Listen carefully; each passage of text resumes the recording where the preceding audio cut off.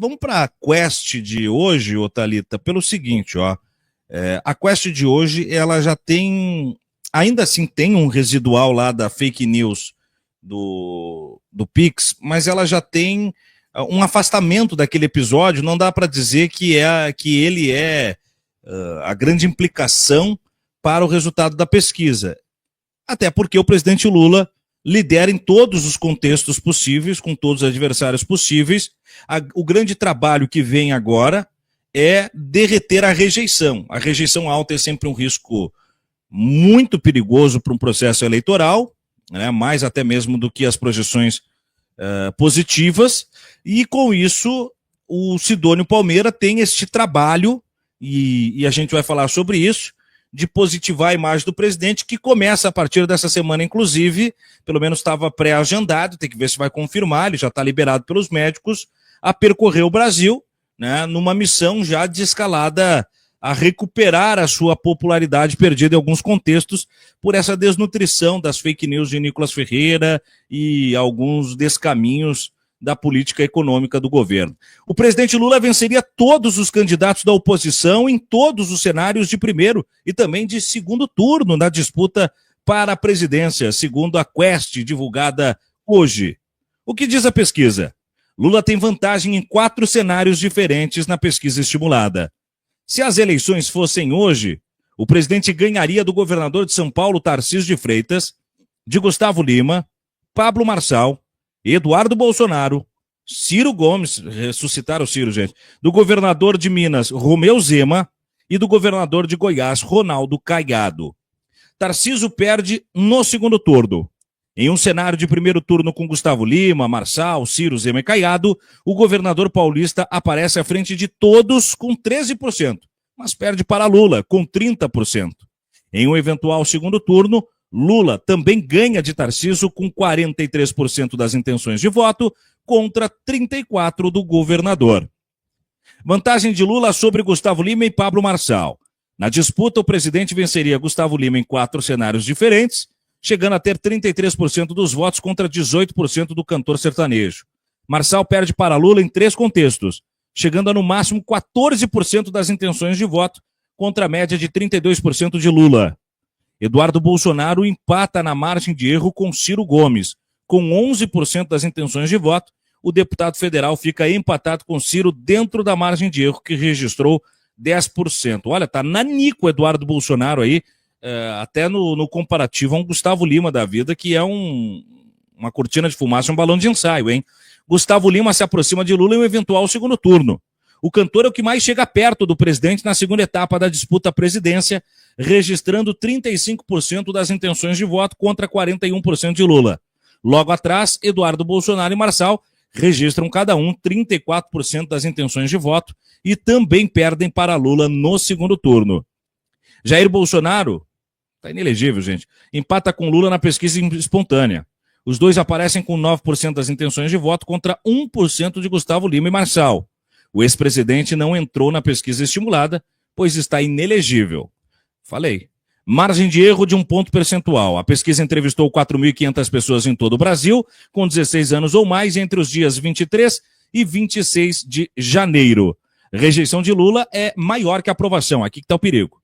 49% dos eleitores conhecem o presidente, mas não votariam nele nas eleições. 47% votariam em 2026. Vamos botar a nossa convidada, a professora Helenira Vilela, porque daí a gente já analisa juntos, porque eu tenho algumas impressões com base nessa quest de algumas coisas que ela já começa a responder, Thalita. E aí eu jogo na conversa com você e com a Helenira e a gente vai contextualizando com a nossa audiência. Vamos lá, gente, vamos pingando, vamos receber a nossa convidada, vamos avançando o café da manhã do Diário do Centro do Mundo. Bom, Helenira, bom dia para você, minha querida. Obrigada por estar aqui com a gente. Adorei o cabelo, inclusive. Então, bom dia, Thiago. Bom dia, Thalita. O meu cabelo está impressionando muito as pessoas, porque é uma mudança bem radical. Mas eu estou aí me adaptando, né? Porque é um processo, mas eu estou bem feliz. E bom estar aqui com vocês novamente aí no programa. Satisfação nossa, professora. Eu trazia agora, não sei se a senhora acompanhou desde o início, mas a quest de mais cedo, né? que aponta o presidente Lula vencendo em todo e qualquer contexto, em que pese a sua rejeição de 49%. O que me soa dessa pesquisa? A primeira coisa, né?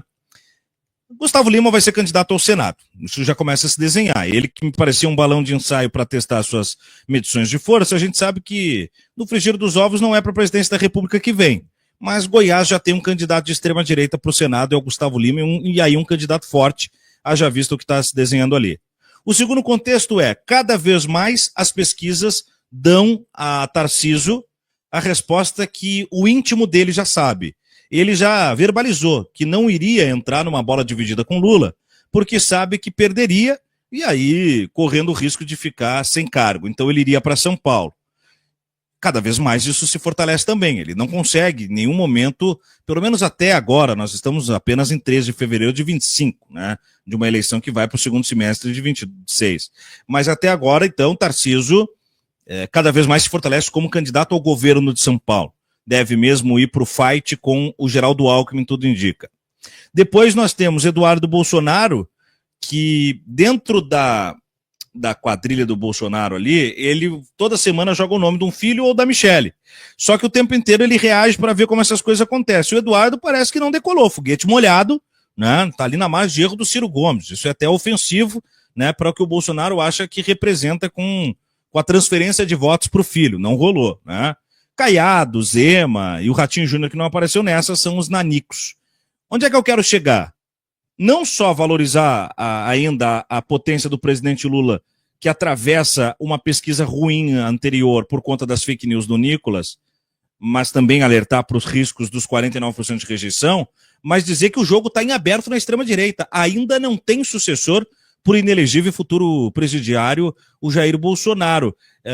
E a quest de hoje joga para o alto e faz com que a extrema-direita comece a semana recalculando rota, professora. Seja bem-vinda. Obrigada, Thiago. Eu penso o seguinte, a gente tem que entender, a pesquisa é um elemento para interferir no processo eleitoral, não só para medir. É uma coisa meio princípio da incerteza, nunca vai dar para medir sem mexer na variável que você está estudando, né? A gente precisa entender isso, porque nesse momento a extrema-direita está isso, ela está testando seus nomes, ela está testando como é que vai funcionar o processo, mas a gente precisa lembrar, pelo exemplo do próprio Bolsonaro, que eles podem caçar alguém relativamente próximo da eleição e fazer essa pessoa se eleger. No Brasil aconteceu com o Fernando Collor de Mello também, então a gente não pode, e aí com isso eu estou dizendo, a gente não pode pegar essas pesquisas e sair ufanisticamente dizendo, Lula já ganhou, tá tudo certo, é só continuar e tá bom. Não tá bom.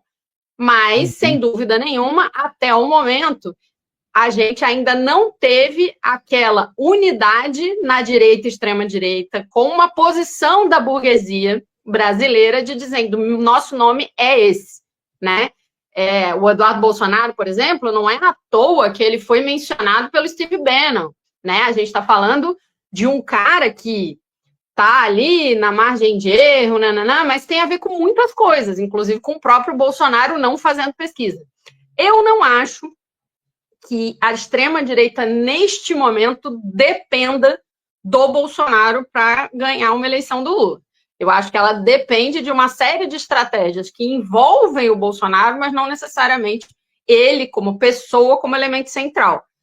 E, de novo, vou usar o exemplo dele mesmo. Ele foi fabricado por uma conjunção de interesses do latifúndio, dos banqueiros, da mídia hereditária, de todo esse conjunto de elementos dos imperialistas, né? Então, a gente não tem ainda um Elon Musk na campanha de alguém. Então, a gente tem que tomar cuidado. Apesar de eu ser essa pessoa muito cuidadosa, isso não significa que a gente não tenha que reconhecer que, de fato, o presidente Lula é a pessoa mais conhecida, com mais elementos, com mais apoio e com algumas questões. Eu não consegui, eu estou para fazer esse trabalho, mas eu não consegui ainda parar. Mas um amigo meu, que é professor da USP, chamado Lincoln Seco, estava chamando a atenção para o fato de que eles mudaram o peso das faixas de renda na última pesquisa da Quest, diminuindo o peso da população de 0 a 2 salários mínimos na proporção de pessoas pesquisadas. E isso, obviamente, manipula o resultado para que Lula tenha um desempenho pior, né? Então, eu tenho que verificar isso, eu não consegui parar para olhar, o Lincoln é professor de história, é um ótimo professor e um cara muito sério, mas ele também falou isso ano passado numa conversa de WhatsApp, não estou atribuindo a ele nenhum, mas eu acho que a gente precisa verificar isso, porque essa é uma mudança, aumenta muito o peso da chamada classe média, e a gente sabe que a classe média é sempre mais descontente com os governos Lula, do que a classe mais baixa. Isso eu acho que é uma questão para se olhar. De qualquer maneira, o presidente Lula está adotando posturas. Eu nunca achei, viu, Thiago, que o centro do problema também fosse comunicação. Eu acho que comunicação é uma coisa muito importante, mas eu estou há muito tempo preocupada, e já falei isso algumas vezes, que eu sempre compreendo e, num certo sentido, acho correto que o governo ceda na política para manter a extrema-direita o mais escanteada possível. Então, né, depois provavelmente a gente vai falar do Hugo Mota e do Alcolumbre, mas eu sempre acrescento que a gente precisa trabalhar, porque se é certo ceder hoje, porque nós não temos correlação de forças para enfrentar determinados processos, a gente precisa trabalhar hoje para não precisar ceder de novo amanhã. E acho que comunicação pode fazer isso, mas não é o centro dessa questão. A gente precisa de outras estratégias. E isso não está resolvido.